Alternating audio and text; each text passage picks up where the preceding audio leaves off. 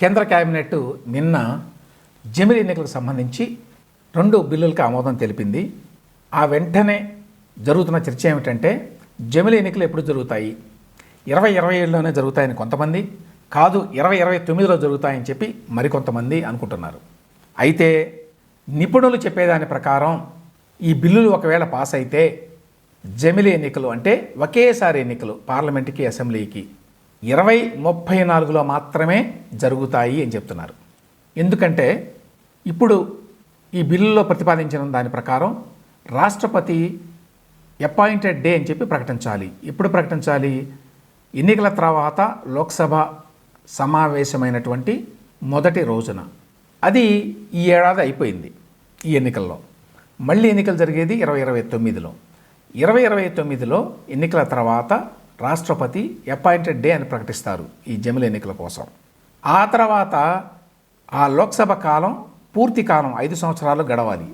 2034 నుంచి ఈ జమిలి ఎన్నికలు అమల్లోకి వస్తాయి ఆ ప్రకారం. అందువల్ల 2034కు ముందు జమిలి ఎన్నికలు ఒకేసారి ఎన్నికలు జరిగేటువంటి అవకాశం ఎట్టి పరిస్థితుల్లో లేదు అని చెప్పి నిపుణులు చెప్తున్నారు. రెండవది, ఈ విధంగా 2034 నుంచి జమిలి ఎన్నికల ప్రారంభం కావడం ఎన్నికల సంఘానికి కూడా అనువుగా ఉంటుంది. ఎందుకంటే జమిలి ఎన్నికలకు సంబంధించి 2 ప్రధానమైన సవాళ్లు. ఒకటి, అసలు ఈ బిల్లుల్ని పార్లమెంట్ ఆమోదించాలి. వీటి ఆమోదానికి అవసరమైనంత మంది సభ్యులు బీజేపీకి ప్రస్తుతం లేరు అనేది ఒక అంశం.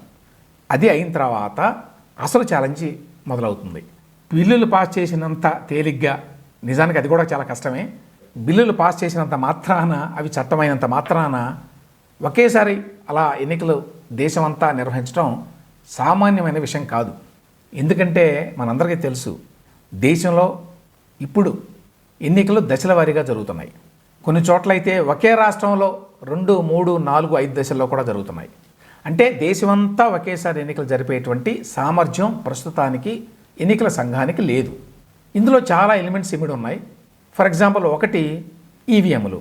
ఈ ఎలక్ట్రానిక్ ఓటింగ్ మిషన్లు తగినన్ని ఉండాలి దేశమంతా ఒకేసారి ఎన్నికలు జరపాలంటే. ప్రస్తుతం అన్నీ లేవు. ఇప్పుడు ఉన్నదానికంటే 2-3 రెట్లు ఎక్కువ ఉండాలని చెప్తున్నారు. వాటిని ఒక్క రోజులో తయారు చేయలేరు. వాటిని తయారు చేసేది కేంద్ర ప్రభుత్వ రంగ సంస్థలైన BEL, ECIL, ఈ 2 మాత్రమే. వాటికి ఒక వారంలోనో నెలలోనో ఇన్ని వేల లక్షల ఈవీఎంలు తయారు చేసేటువంటి సామర్థ్యం లేదు. ఇందుకోసం సంవత్సరాల తరబడి టైం కావాల్సిందే. అదొక అంశం. ఇక అది కాకుండా దేశవ్యాప్తంగా ఒకేసారి ఎన్నికలు జరపాలంటే ఎన్నికల సంఘానికి ఇంకా లాజిస్టికల్గా చాలా అవసరాలు ఉంటాయి. వాటన్నిటికీ చాలా ప్రిపరేషన్ అవసరం. అందువల్ల ఎన్నికల సంఘం కూడా 2034కు ముందు ఒకేసారి ఎన్నికల్ని దేశమంతా నిర్వహించేటువంటి పరిస్థితిలో లేదు. కాబట్టి ఇది 2034లో జరగడం అనేది ఎన్నికల సంఘానికి కూడా చాలా అనుకూలం. సో ఇప్పుడు కేంద్ర కేబినెట్ ఆమోదించినటువంటి ఈ 2 బిల్లుల్లో ఉన్న అంశాల ప్రకారం 2034కు ముందు జమిలి ఎన్నికలు జరిగేటువంటి అవకాశం లేదు అనేది నిపుణులు చాలా స్పష్టంగా చెప్తున్నటువంటి మాట. ఇక రెండవది, ఈ బిల్లులు ఆమోదం పొందుతాయా? ఈ బిల్లులను ఇప్పటికే ప్రతిపక్ష పార్టీలు వ్యతిరేకిస్తున్న విషయం తెలుసు. దీనికి ప్రధాన కారణం ఏంటి? అన్ని ఎన్నికలు ఒకేసారి జరిగితే జాతీయ స్థాయి అంశాలే డామినేట్ చేస్తాయి. అది బీజేపీకి చాలా అనుకూలంగా ఉంటుంది. ఎస్పెషల్లీ బీజేపీలో నరేంద్ర మోదీ లాంటి స్ట్రాంగ్ లీడర్ కనుక ఉంటే, కరిజ్మాటిక్ లీడర్ కనుక ఉంటే, ఓటర్లు ఆ ప్రభావంలో పడి స్థానిక సమస్యలను పట్టించుకోరు, రాష్ట్ర స్థాయి సమస్యలను పట్టించుకోరు, రాష్ట్ర స్థాయి ఇష్యూస్ని పట్టించుకోరు. దానివల్ల ఓవరాల్గా జమిలి ఎన్నికల వల్ల బీజేపీకే లాభం అనేటువంటి అనుమానం ఉంది. ప్రతిపక్ష పార్టీలు ఈ జమిలి ఎన్నికలను వ్యతిరేకించడానికి చాలా కారణాలు చెప్తున్నా కూడా ప్రధానమైన కారణం ఇదే అని చెప్పాలి.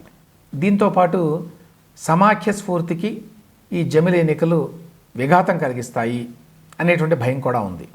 అంటే రాను ఈ జమిలి ఎన్నికల వల్ల రాష్ట్రాలకు ఉన్నటువంటి ప్రత్యేక అస్తిత్వం, రాష్ట్ర ప్రజల యొక్క ఆకాంక్షలు, రాష్ట్రాల్లో ఉండేటువంటి సమస్యలు వెనక్కి వెళ్ళిపోతాయి.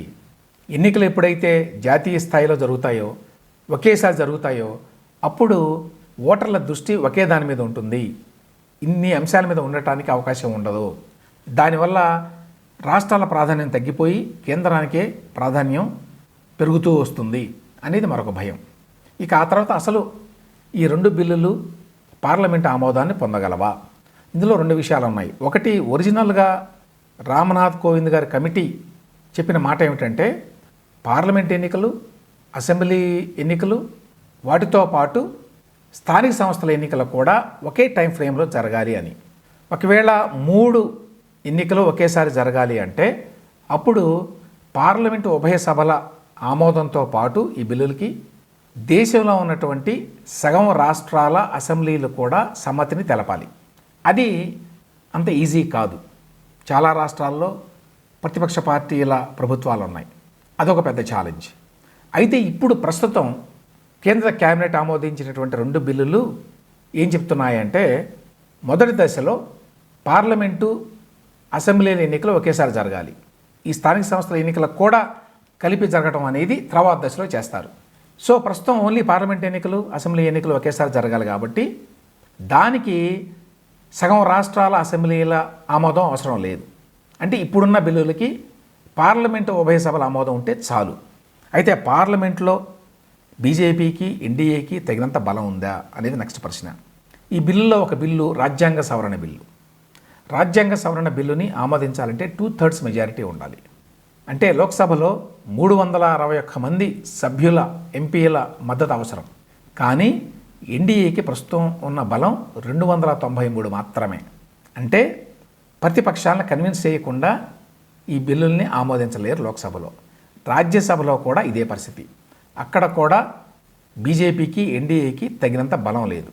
సో ఓవరాల్గా ఏమిటంటే పార్లమెంటు ఉభయ సభల్లో ఈ జమిలీ ఎన్నికల బిల్లులు ఆమోదం పొందాలి అంటే ప్రతిపక్షాల్లో కొంతమందినైనా సరే బీజేపీ కన్విన్స్ చేయాల్సిన అవసరం ఉంటుంది.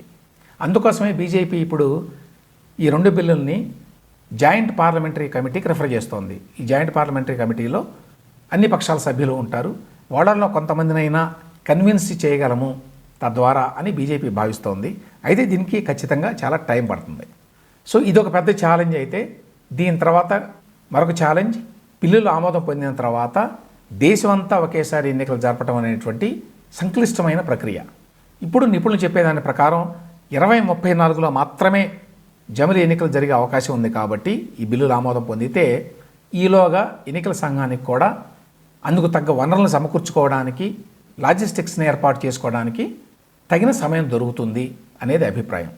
సో మొత్తంగా ఏమిటంటే ఈ జమిలీ ఎన్నికల బిల్లులు రాగానే 27లోనో 29లోనో ఎన్నికలు జరగబోతున్నాయి అని మాట్లాడే మాటలకి ఎటువంటి విలువ లేదు అని చెప్పి ఇప్పుడు అర్థమవుతోంది.